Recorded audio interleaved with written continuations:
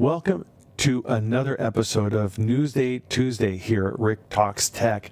This is where I dive into some of the latest cybersecurity attacks and compromises so that we can all learn to be better cybersecurity professionals and also for protection of our own devices and our company's devices. So it's both training for those who are learning and for helping us to become better at implementing cybersecurity controls for our companies.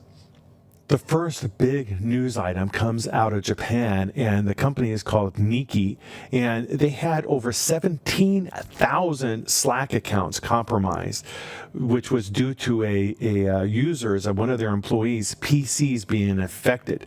What happened is that user didn't use very good security on their Slack account, and an attacker got access to their account and then was able to move laterally within the company. And it turned out that these over 17,000 accounts not only were for employees, but also for some of the suppliers of Niki. So imagine the embarrassment of having to go to your suppliers and say, guess what? Some of your information was compromised and is now out in the wild, and it was due to one of our employees. So what can we learn from this? We can learn that employees must be told to use multi-factor authentication and must be part of the configuration of devices.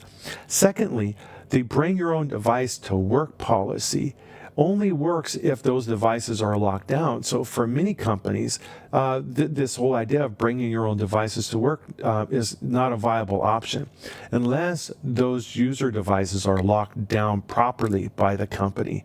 Those are two really important lessons to be learned from this attack. The next big one, and probably maybe the most important for this week, is the copy and paste into AI attack. In this attack, a user will grab information from their company's systems, copy that information and paste it into an AI as part of a thing that they're working on. The employee has good intentions. They want to do their job, and they're just grabbing information and maybe having AI improve it. But what that employee doesn't realize maybe is that once they paste that information into the AI, that information now is compromised. It's no longer protected behind the company's systems. As a result, this type of event is an example of two things. The first is exfiltration. Exfiltration is either the malicious removal of information from a company out into the wild by some evildoers, or as in this example, an employee unknowingly or maliciously taking company information and putting it out into the wild, either, like I said, accidentally, or maybe for reasons to exploit the company out of vengeance or for their own personal gain. And so how do you avoid this particular attack vector?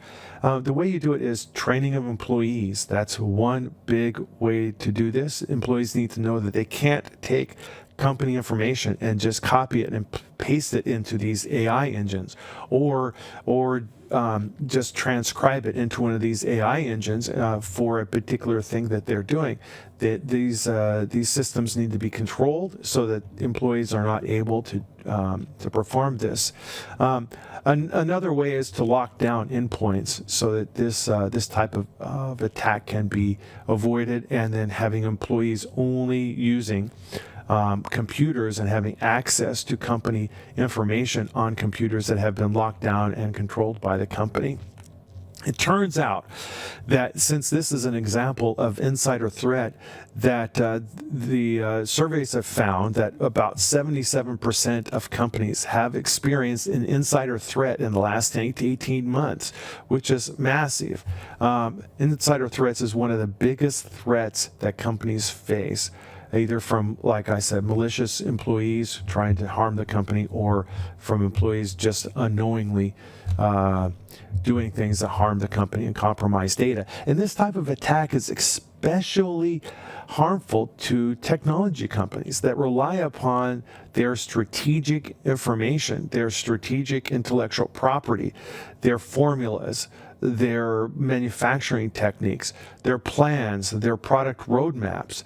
those things are highly sensitive information. And imagine one of your marketing individuals copying the text of your roadmap for the next 5 years for one of your biggest products, and then pasting that into an AI. Now that information has been exfiltrated out of your company and can be used to harm your company, and which can cost and compromise millions and millions of dollars and many man hours of research that has gone on to develop these technologies in your company. So this is a pretty big one. That's why I've spent most a significant amount of time on this one. The next one we're going to talk about is the Chinese APT out of the group called Bronze Butler. And what they're doing is they're taking advantage of some Japanese firms that are using a piece of software called Lanscope, which is for endpoint devices. And what happened is that attack has been active since about April, but companies are not using the patch that has been developed by Lanscope, and that patch has been available for quite a while, and companies have failed to implement these patches. So that's why this is still a problem.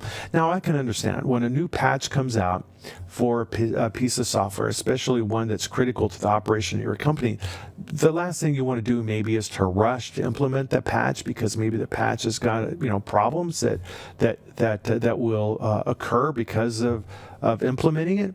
And so some companies will wait a few days or maybe up to a week to see that others have implemented the patch and that there aren't any problems, and then they'll implement that patch.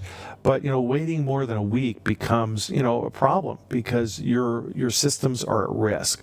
So the moral of the story on this one is maintain patches and make sure that all your systems are patched. Patch management is an important part of cybersecurity and requires very little effort when done properly, but is so often, I've found, not taken seriously by many companies.